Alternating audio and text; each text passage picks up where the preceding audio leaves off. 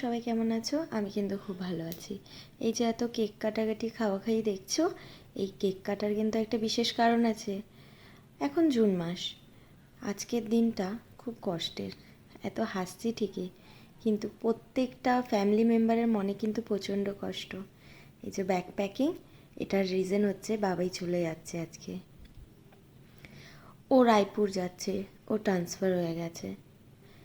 এই দুঃখ বাড়ি ছেড়ে যাওয়ার। ফোন ঘাটছে বেরোনোর অপেক্ষা, আর কয়েক মিনিটের মধ্যে সব লাগেজপত্র নিয়ে সবাই মিলে বেরিয়ে যাওয়া হবে ওকে ছাড়ার জন্য হাওড়া স্টেশনে। যখন যাচ্ছে লাগেজগুলো দেখছি যে আর কয়েকটা মিনিট। আমরা সবাই যাচ্ছিলাম ট্রেনে, মানে স্টেশনে যাচ্ছিলাম যে কখন ট্রেন আসবে সেটা দেখার জন্য। দুই ভাই যতটুকু পাচ্ছে সময় দুজন দুজনকে দিচ্ছে। প্রত্যেকটা মানুষের কষ্ট হচ্ছে, দেখতে পাবে বাবাইও কিন্তু খুব কষ্টে আছে, কিন্তু বুঝতে দিচ্ছে না বাড়ির কাউকে। সামনে এগিয়ে যাচ্ছিলাম, দেখলাম যে বন্দে ভারত দাঁড়িয়ে আছে, তো ভাবলাম সামনে গিয়ে একটা ভিডিও করে নিই, তাই যাওয়া আর কি। দাঁড়িয়ে আছি ওয়েটিং, কখন ট্রেন স্টেশনে আসবে, তারপরে প্ল্যাটফর্মে যাওয়া হবে, তার জন্য সবাই বসেই ছিল। এই দিয়ে দিয়েছে, এবার আমাদের গন্তব্যস্থলের দিকে এগোতে হবে। কাঁদছিল, বলছে বন্ধ করো না, ভাল লাগছে না। ওর চোখ মুখ ছলছল করবে সেটা যেন আমি কাউকে না দেখাই। আমি ওকে বললাম এটা কিন্তু আমার ব্লগের জন্য হচ্ছে। তারপরে একটু হেসেছে। ব্লগের না শুনলে হাসি বেরিয়ে যায়। আমার ব্যাগটা ওকে দিয়ে দিয়েছিলাম যে তুমি এবার নিয়ে চলো, লাস্টবার আবার কবে নেবে না নেবে। দিয়ে তারপরে এগোচ্ছিলাম। হাত ধরার মোমেন্টটা না খুব কষ্টের। আমার অজান্তেই ওই হাতটাকে এইভাবে চেপে ধরেছিল। যখন ভিডিও করছি তখন বলছি কী করছে কী করছে, আমি বলছি না ছাড়লে তো হবে না। অপেক্ষা ট্রেন আসার, আর কয়েকটা মিনিট ব্যাস। ট্রেনও এসে গেছিলো। বাবাও প্রচণ্ড কাঁদছিল। বাবা মানে আমার শ্বশুরমশাই, চোখ ছলছল করছে। সবাই গলা গলাগলি করে এবার টাটার সময় বিদায় দিতে কষ্ট হচ্ছে। ফোনেও কাঁদছিল। আর আমার কথা আর কি বলবো। দেখতে দেখতে পরের দিন হয়ে গেল, আর ও পৌঁছে গেছে, তার ভিডিও দিয়েছিল তাই আমি দিয়েছি। এটা কিন্তু জুন মাস না, এটা জুলাই মাসের। এটা আমার বাড়ির গৃহপ্রবেশ। আমাদের একটা ছোট্ট বাড়ি, আমার বাবার বাড়ি, সেইখানের গৃহপ্রবেশ ছিল। বাবাই ছিল না, সবার মনটা তখন খারাপ ছিল, কিন্তু তার মধ্যে দিয়ে একটু আনন্দ। ভাই বোনদের বলেছি দাঁড়া ফটো তুলবো বলে সবাই পোজ দিয়ে বসে আছে, আমি ভিডিও করছি। আর আমার ভাইকে দেখো মোটু রসগোল্লার পুরো বক্স নিয়ে বসেছে। বাকি সবার খাওয়া হয়ে গেছে, সবাই একসাথে সারাদিন কাজ করে তো আর হয় না। তার মধ্যেই কিন্তু আমার মামার মেয়ের বিয়েও ছিল। কিছুটা দিলাম জল ভরার ভিডিও, সম্পূর্ণটা দিইনি, কেন এত তোমরাও দেখতে চাইবে না। এমনিতেই এটা 22-23 মিনিটের ভিডিও, সম্পূর্ণটা দেখতে হবে কিন্তু স্কিপ করো না।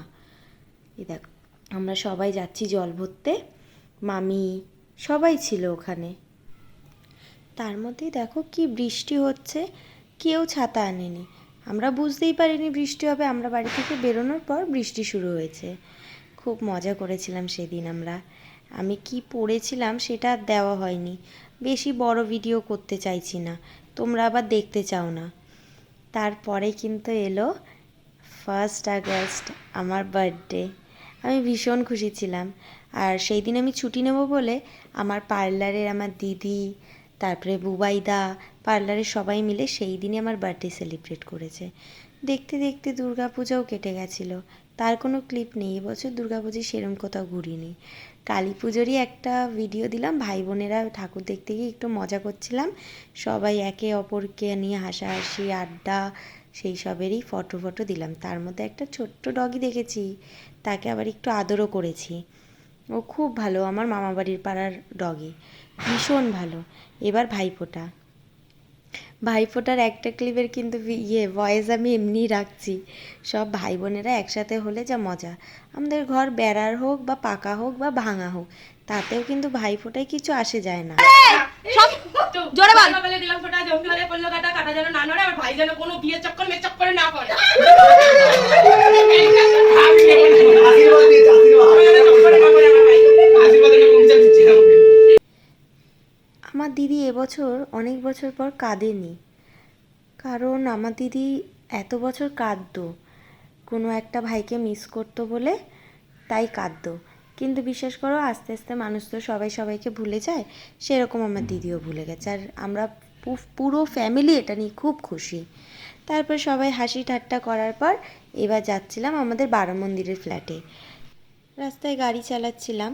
এটা কিন্তু আমাদের ভাসান, আমাদের বাড়ির কালী পুজোর ভাসান।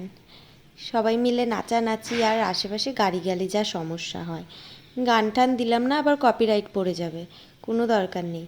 এটা হচ্ছে আমাদের মায়ের যখন ভাসান হয়ে যায়, মা চলে যায়, বাড়ির সকলের মনটা তো খারাপ হয়ে যায়। সেই একটা ভিডিও ছোট করেই রাখলাম। সব ভাইয়েরা মিলে ঠাকুর ভাসান দেওয়া, জল ভরা, এগুলো ওরাই করে। ও আমার ভাই কিন্তু অনেক ছোট থেকে এগুলো করতে জানে। মোটু অনেক ছোট দিয়ে জল ভরে, মানে ঠাকুরকে ভাসান দেওয়ার পর যে জলটা ভরতে হয় না, ওটা মোটুই করে প্রথম বছর থেকে। তারপরে ভিডিও কলিং, দিন গোনা, ব্যাস দেখতে দেখতে সেই দিনটা এসে গেল যেই দিন আমাকে চলে যেতে হবে। যাওয়ার আগের দিনের ভিডিও যদিও এটা হচ্ছে আমার বেস্ট ফ্রেন্ড পারমিতা বাট্টু। ওরও কিন্তু চ্যানেল আছে, তোমরা সবাই দেখো, সাবস্ক্রাইব করো, আর লাইক কমেন্ট শেয়ার সবটাই করো। ওর ডেলি ব্লগও করে। ওর ছোট্ট বাচ্চা আছে, ওটা আমাদের ডুগ্গু। ওর নাম ডুগ্গু, আমি দুগ্গা বলে ডাকি ওকে। আমি এইভাবে উল্টে ভিডিও করছি বলে উল্টে উল্টে হাঁটবে, দেখো ছেলেটাকে, ওর বদমাস, খুব সুন্দর আর খুব মিষ্টি কথা বলে। আমাকে ছোটোবেলায় ডাকতো পিতালি, পিয়ালি বলতে পারতো না, পারো কাঁদছিল যাওয়ার সময়। কষ্ট হয়, আমারও কষ্ট হয়েছে যাওয়ার সময়, প্রতিটা মানুষকে ছেড়ে যাওয়া। এই বাড়িটাকে আবার কবে দেখবো জানি না।